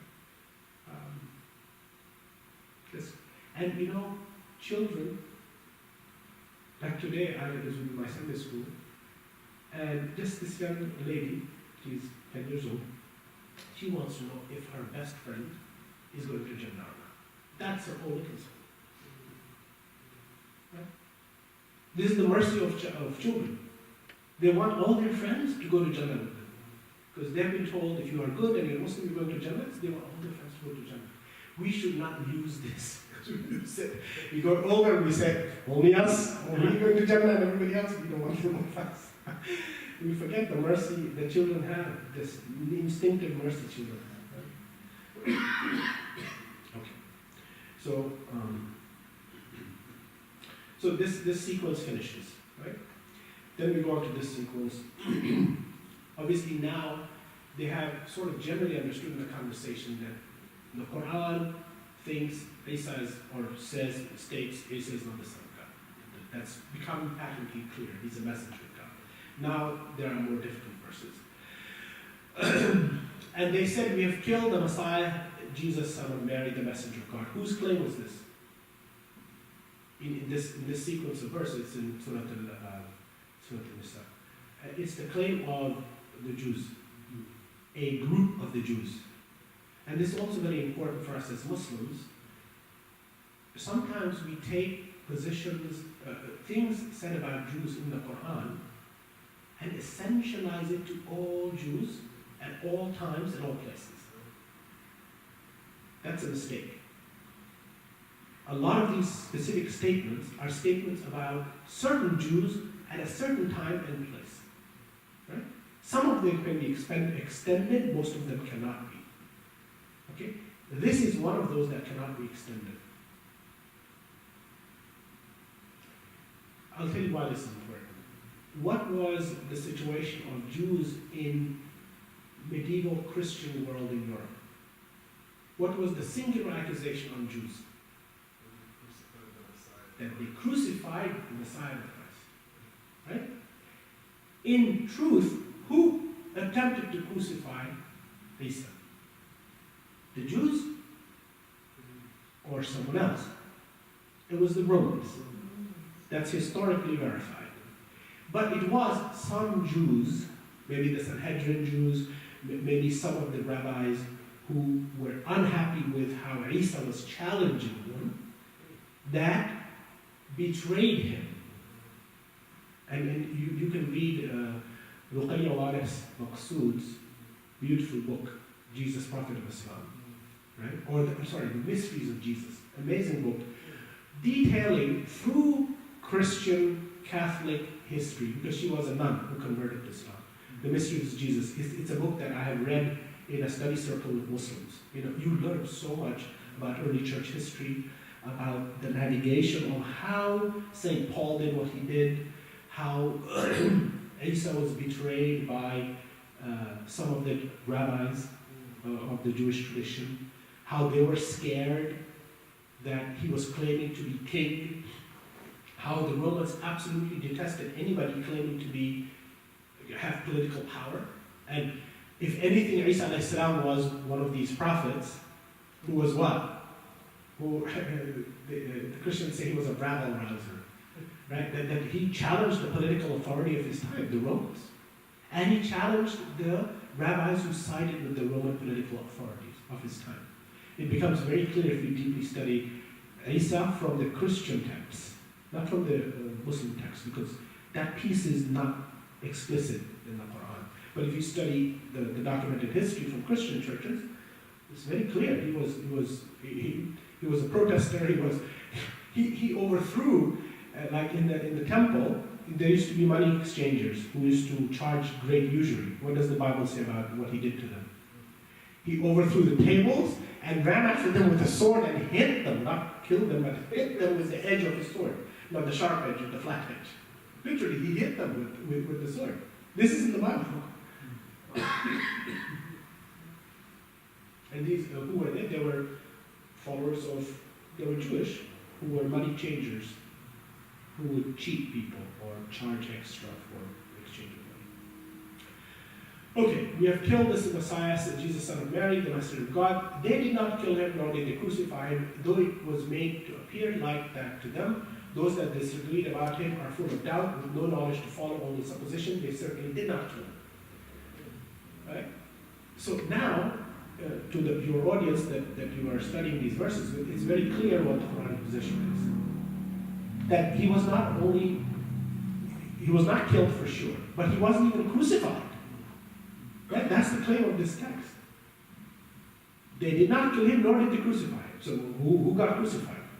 The smart historian amongst your Christian audience raises his hand and says, well, there was an early group of Christians who held the position that it was not Jesus who was crucified. Well, who was crucified? That group holds that it was Judas. Jewish. Judas is a particular person who betrayed Isa alayhi salam to the Romans. According to certain Christian narratives about Isa.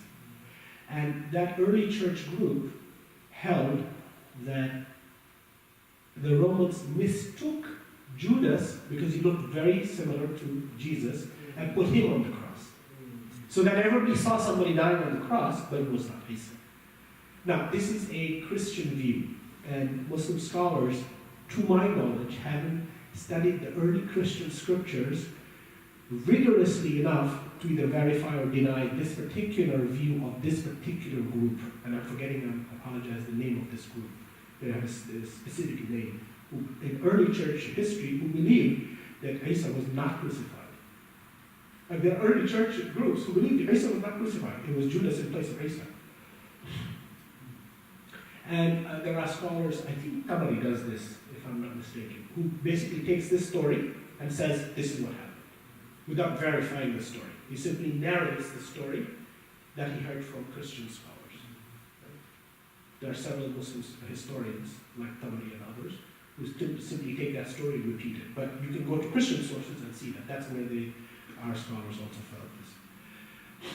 God raised him to himself. God is almighty wise.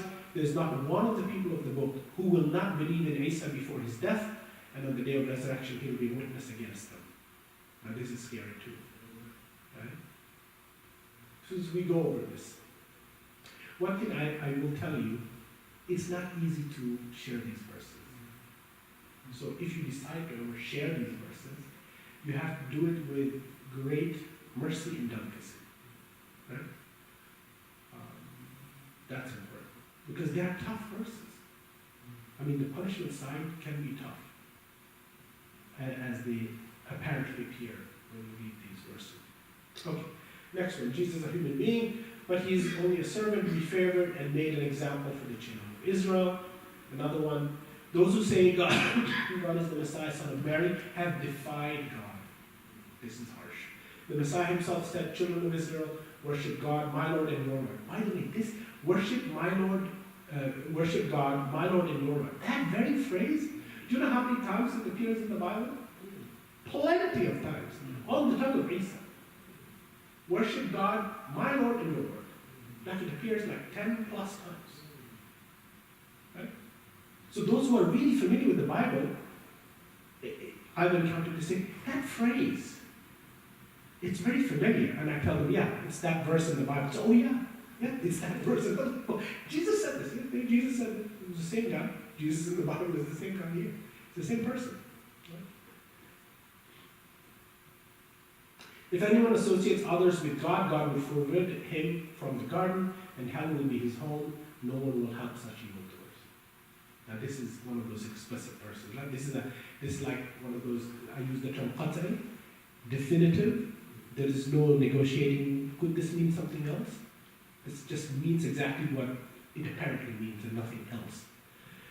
Those people who say that God is the third of three are defying the truth. There is only one God. If they persist in what they are saying, a painful punishment will affect those of them who persist. Why do they not turn to God and ask His forgiveness when Allah is most forgiving and most merciful? The Messiah, son of Mary, was only a messenger. Other messengers had come and gone before him. His mother was a virtuous woman. Both ate food. They were both human beings. I would like us to look at the Arabic for verse 73.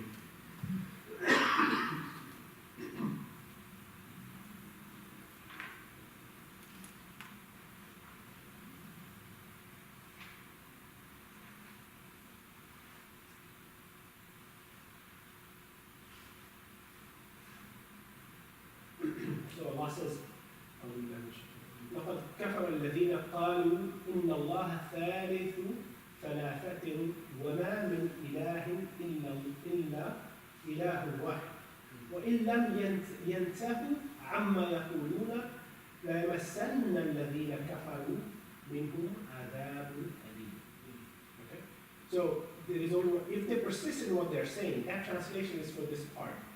وإن لم ينتهوا عما يقولون. Okay, so the Arabic basically is saying, if they don't stop, if they don't stop saying this, if they don't stop saying this, then a painful punishment will afflict them, of them who persist. Some of the ulama, please correct me, some of the ulama said about this verse, that what Allah is telling them, that His mercy is even open to those who actually think it but don't say it. You might be thinking it, just don't say it. Don't say it. Don't keep on saying it. Because when Allah says, لَمْ يَنْتَهُ عَمَّا يَقُولُونَ, that they don't stop saying it repeatedly over and over again. Right? And some of the ulama even make this space for our Christian brethren, that you might be thinking it, just don't testify to it. Just keep silent. Right? Just keep silent. And in many ways,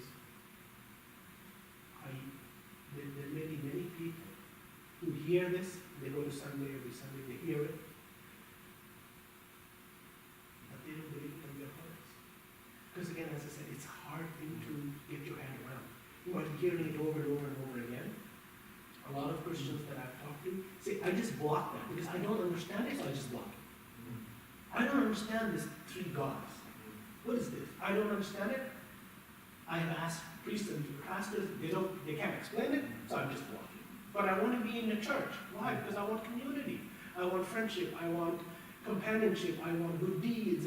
I want all of the things that we all come to the masjid for. Okay? But then I hear this thing, and I'm not buying it, but I just ignore it. Okay? So they might be part of this group who do not persist in saying something that they don't understand. They just suspend.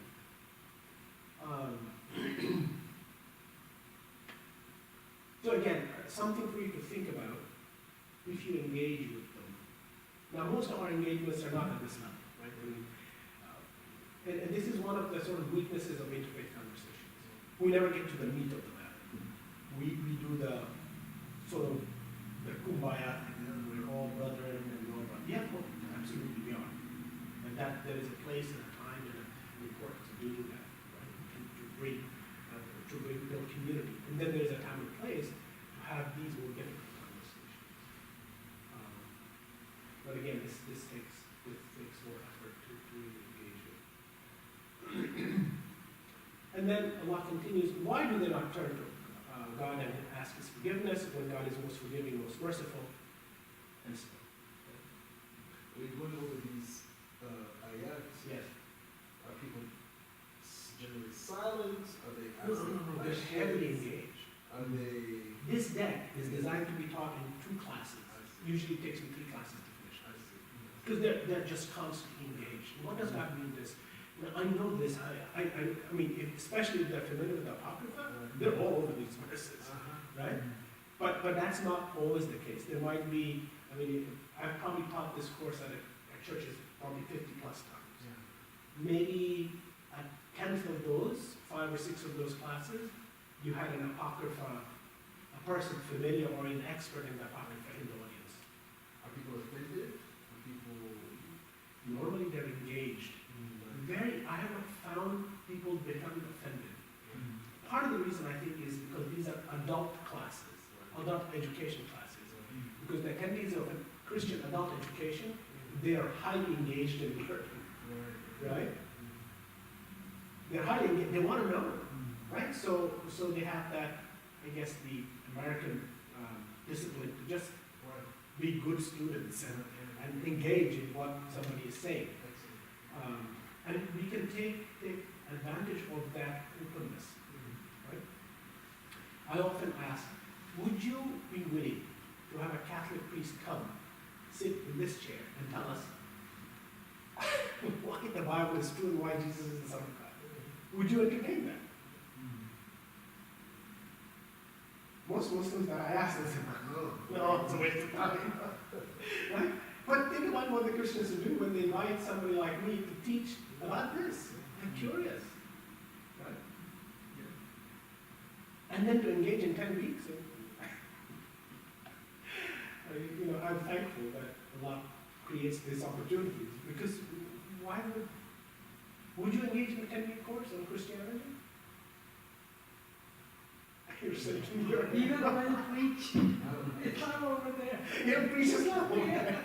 I'm going to take this course, but I'm telling you why I'm here.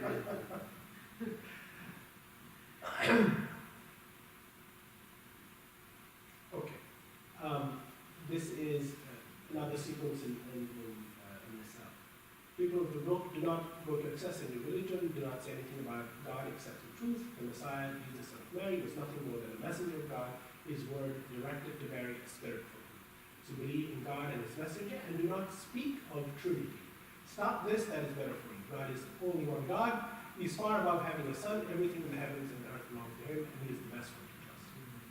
The Messiah would never disdain to be a servant of God, nor would the angels who are close to Him. He would gather before Him all those who disdain His worship and are arrogant. To those who believe and do good works, He will give due reward and more of His bounty. To those who are disdainful and arrogant, He will give an agonizing torment, and they will find no one besides God to protect their cause. Again, this is very, very harsh, very absolute. Okay, but again, I don't hide this. This is so. One of the questions that gets asked, certainly about these verses, but in general, they'll ask a personal question. They say, do you believe all of this? Right? Do you believe this?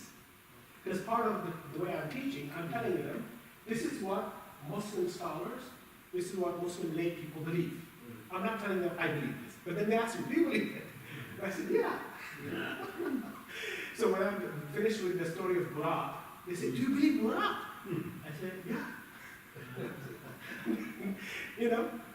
So it's important, right? It's important to affirm that you believe this.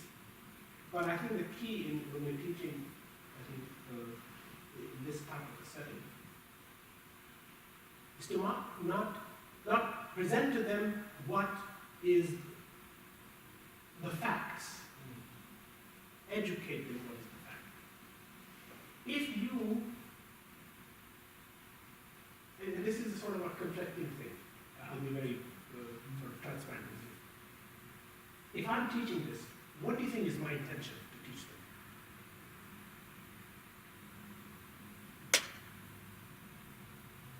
Clarify misunderstanding. That's one. I state that. I'm here to explain to you what Muslims believe, what Muslims think, so it's educational. Do you think I have an intention to convert them? Just a message. You know my heart. What if my intention is to convert them? Is that a good thing or bad? It's a good thing? Okay. That intention or that orientation can get in the way of explaining things. It doesn't have to, but it can. If you're disciplined as a teacher, you can tell them the facts, all the things that the Quran teaches, what you believe, without making it personal. Right? Because I do it in that way, a lot of times people ask me, do you believe in this? And I said, yes, of course I believe in this. You believe all of this that you taught us? Yeah. I believe in Wahab, I believe in the life journey, I believe in all the things about Isa. And they say, but you know, the way you're teaching, you're not trying to convert us. Right? They say, you're not trying to convert us. And I say, look, I can't convert you. Only God can do that. And they have a big laugh. Right? But that's the truth. You're not the converter, you're the conveyor. Right? And this is one of the things that even the Prophet ﷺ, sometimes, what did he do? He was so enthusiastic, he was so fixated in conveying the message and conveying the importance of the message that Allah would pull him back and say, you're only the conveyor. You cannot convert these hearts. Right? He was so fixated on convincing that Qurayshi leader that when Ibn Maktoum came to him, right, the blind man, why did Allah correct the Prophet's orientation? It was not a sin he committed. It was a mistake. There's a difference, right? Sin is different than mistake. He committed the mistake of being fixated on the one who didn't want to learn and forgot to address the one who wanted to learn. Right? Allah corrected him. The guidance is from Allah. You should simply convey. Anybody who wants to know, you convey it to him. And the more enthusiastic the person is, the more you should spend time with them. And the less enthusiastic, convey the message. Let it do it. So I think it's important, I'm just sharing with you my personal experience, it's important to convey the information in as neutral a manner as possible. And it may be your intention, okay, but we have to recognize that we have to be humble about your ability to convert anybody. You have zero ability. Human beings do not convert anybody. We convey a message, we invite, or we do not convert. Allah is the one who converts. If you believe in that conversion, it's Allah who's doing this, it's not us. But I think if you go in with the wrong orientation, that you're here to actually convert them, I think you're orienting yourself in the wrong way. It's arrogant to think we have converted. We don't convert. So I just wanted to share that. Okay. And then I do this one. Jesus, not God. The disbelievers say, the Lord of mercy has offspring. How terrible is this thing you assert? It almost causes the heavens to be torn apart, the earth to split asunder, the mountains to crumble to pieces, that they attribute offspring to the Lord of mercy. It does not befit the Lord of mercy to have offspring. There is no one in the heavens or earth who will not come to the Lord of mercy as a servant. He has counted them all, he has numbered them exactly, and they will each return to him on the day of resurrection, all alone. Again, this is one of those tough, right? Very, very tough and very black and white set of verses.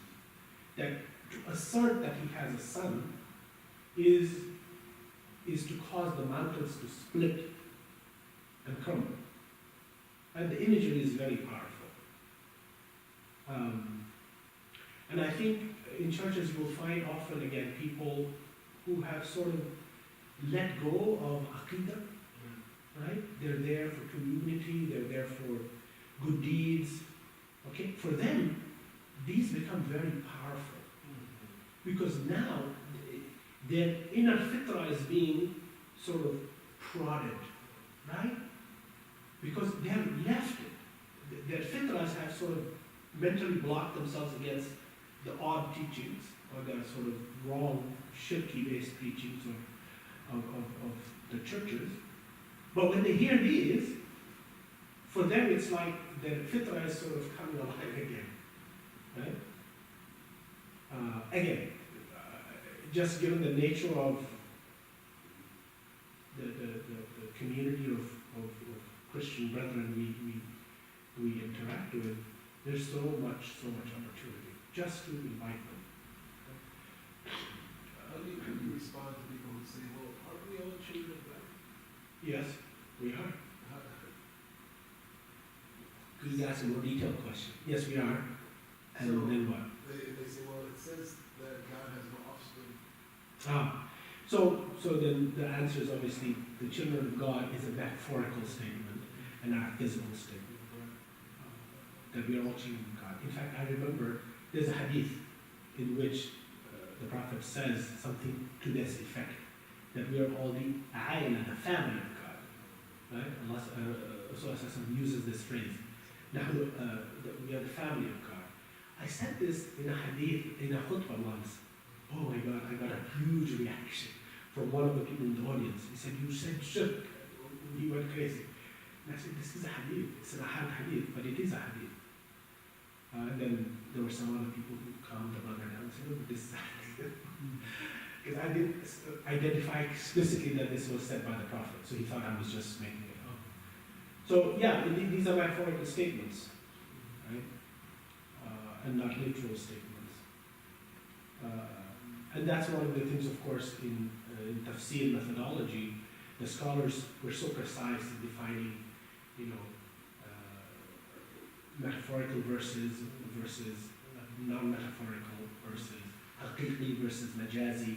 All of these methodologies of interpreting the Quran is what has protected, and preserved the correct understanding of the verses, right? Otherwise, had Allah willed, what would have happened? The Quran would have been lost as other past revelations, and Allah did not will that. Allah willed it with the other revelations, not with the Quran. He protected the Quran. It's through the agency of our scholars and the tradition of preserving the meaning and the understanding of the Quran. They say God has children, may be exalted, He is the self-sufficient one, everything in the heavens and the earth belongs to Him. You have no authority to say this. How dare you say things about God without any knowledge? Say, O Prophet, those who invent lies about God will not prosper. They may have a little enjoyment in this world, but then they will return to us, then we shall make them taste severe punishment for persisting in blasphemy. Again, very harsh, very direct. And you notice the sequence, right?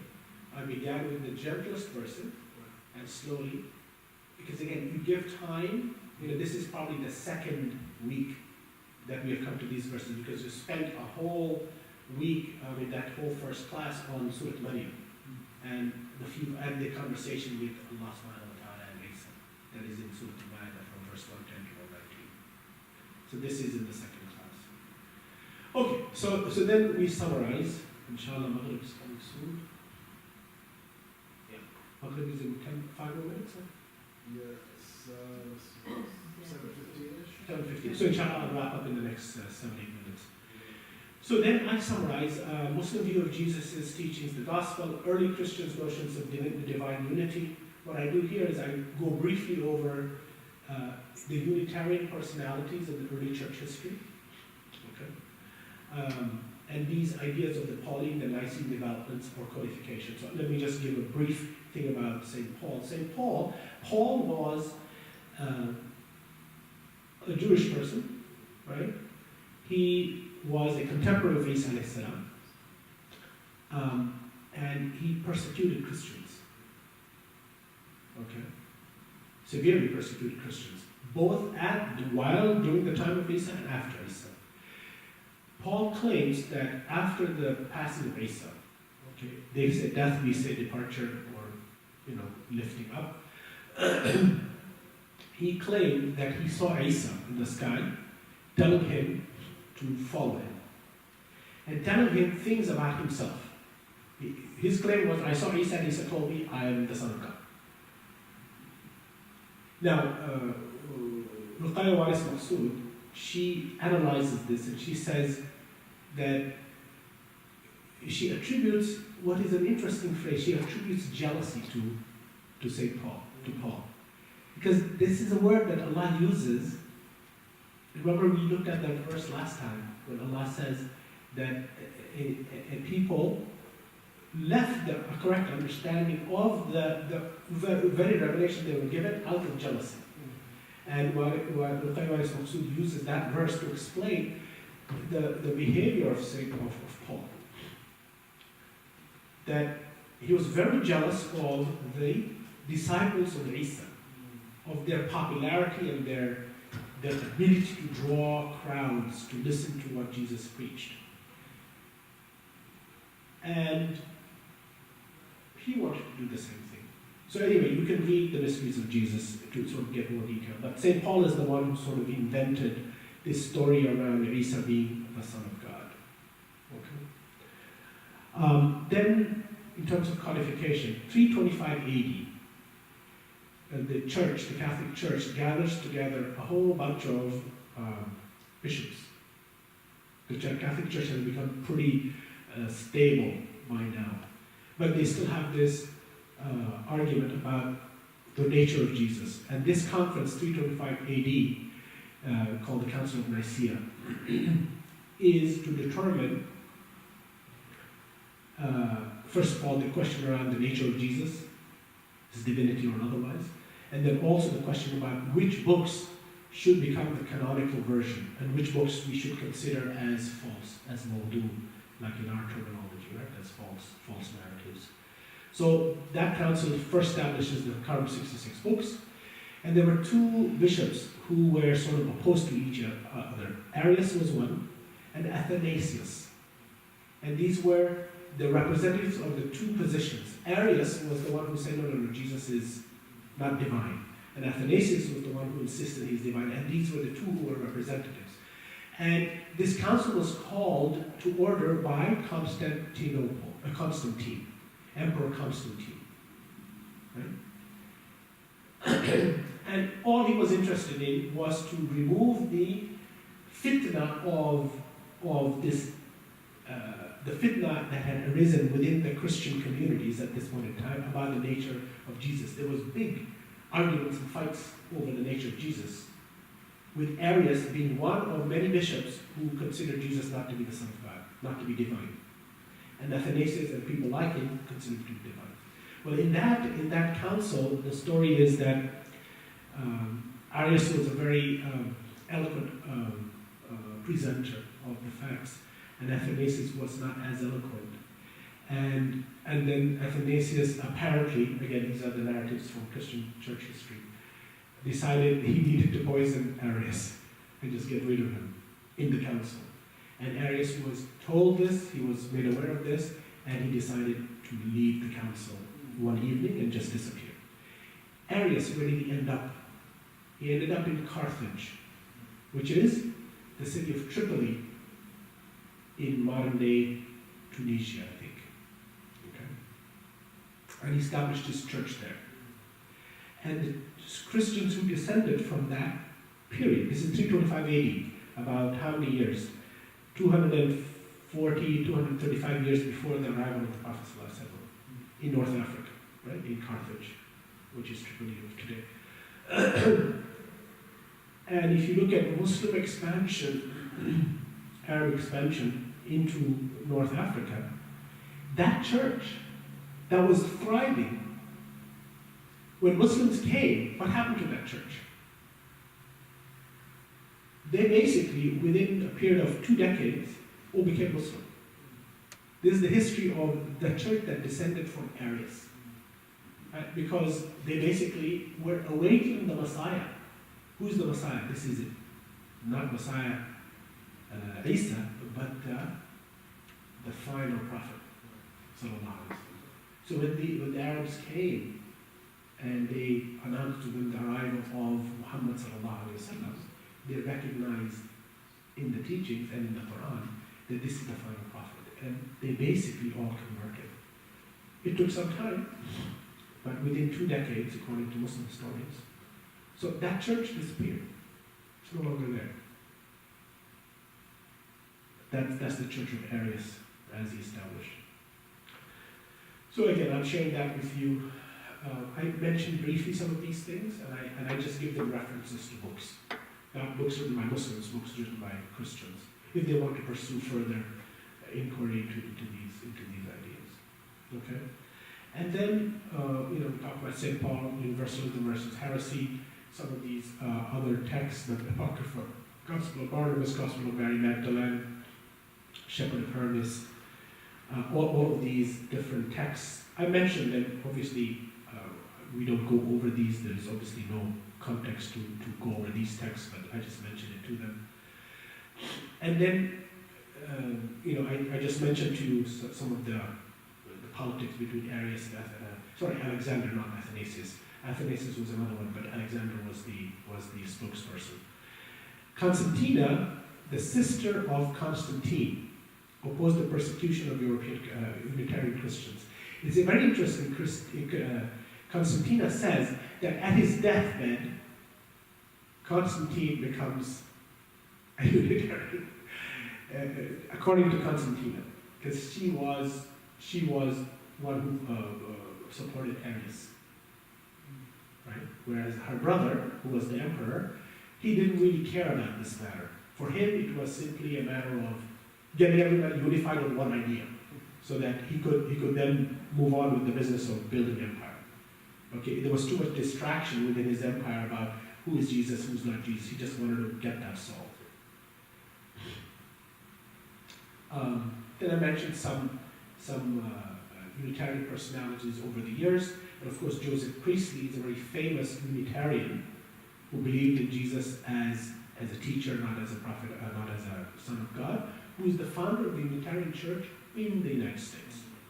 And there is the first Unitarian Church in Philadelphia, which he established, and his bust, his face is there's a statue, and I've taught this whole course of that church, which is quite interesting. So these are some names that you can share, and then I sort of end with a couple of verses, including this. They say, "Become Jews or Christians, and you'll be rightly guided. Say, O prophet, no, ours is the religion of Abraham, the upright, who did not worship any God besides God. So you believers say, we believe in God and in what has been sent down to us and what was sent down to Abraham, Ishmael, Isaac, Jacob, and the tribes, and what was given to Moses, Jesus, and all the prophets of their Lord. We make no distinction between any of them, and we devote ourselves to him." This verse, again, it appears in 2 more places, in a very similar construction of the language, of the Arabic words. Right? Chapter 2, verse 62, and chapter 5, verse 69, which we dealt with last time. And then I sort of end this. These are additional verses that I usually don't go over, I leave it for them. I end with this verse, 262. Oops. Sorry, I don't have to. Oh, so I go here. This is that verse, right? The Muslim believers, the Jews, the Christians, and the Sabians, all those who believe in God and the last day who couldn't, will have their reward with their Lord, no fear need for them, nor will they grieve. That's ayah number 62, and ayah number 69 in Surah Al-Ma'idah. The Muslim believers, the Jews, the Christians, and the Sabians, all those who believe in God and the last day and do good, will have their reward with their Lord, no fear for them, nor will they grieve. And obviously, through the process, we've had lots of conversations.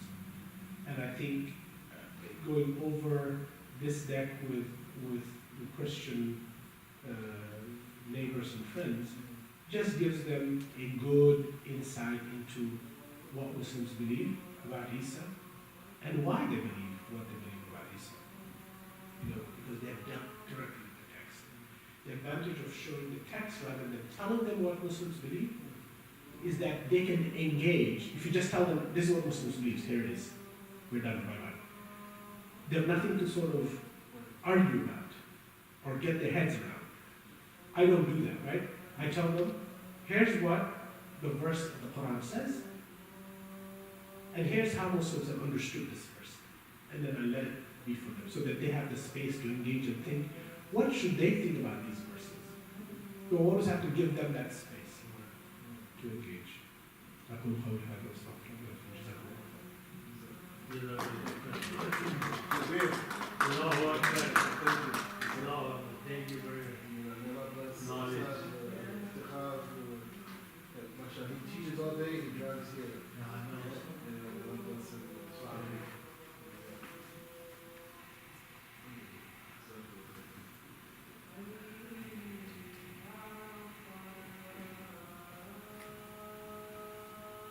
The course usually ends up being 12 weeks, so It usually ends up being